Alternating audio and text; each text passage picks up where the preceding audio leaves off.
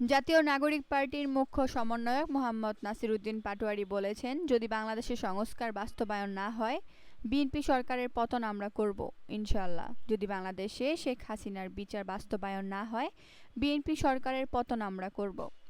গণভোট বাস্তবায়ন, কর্মসংস্থান ও সীমান্ত সুরক্ষার দাবিতে দেশজুড়ে ৬৪ জেলার ১০০টি উপজেলা ও পৌরসভায় ৬ জুলাই থেকে মাসব্যাপী দেশ গড়তে জুলাই জাগরণ কর্মসূচি শুরু করেছে এনসিপি। এই কর্মসূচির অংশ হিসেবে আজ নওগাঁর পেরশো উপজেলার সারাইগাছি মোড়ে পথযাত্রা কর্মসূচির আয়োজন করে সংগঠনটি। এতে প্রধান অতিথির বক্তব্য দেন নাসিরউদ্দিন পাটোয়ারী।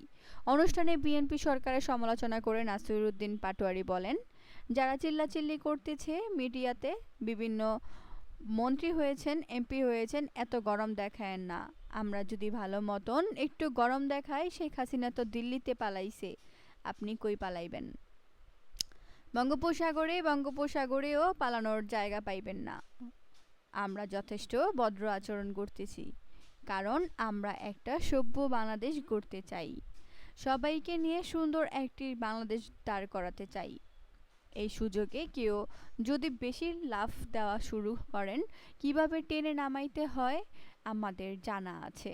আপনাদের যে ভূত এসেছে, রামভূত, দিল্লির ভূত, এই চাঁদাবাজির ভূত আমরা ইনশাল্লাহ নামাই ফেলব। প্রতিবেশী দেশ ভারতেরও সমালোচনা করেন নাসিরউদ্দিন পাটোয়ারী।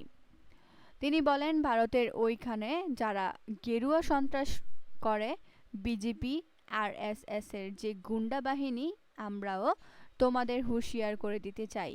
বাংলাদেশের মুসলমান, হিন্দু, বৌদ্ধ, খ্রিস্টান ৪৭ আজাদির লড়াই করেছে, ৭১-এ যুদ্ধ করেছে, ৯০-এ করেছে, ২৪-এ করেছে।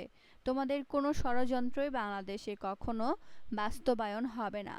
বাংলাদেশ স্বাধীন আছে, থাকবে। বাংলাদেশের মানুষ লড়ে যাবে, তবুও আমরা কখনোই ভারতের সেবাদাস বা গোলাম হব না।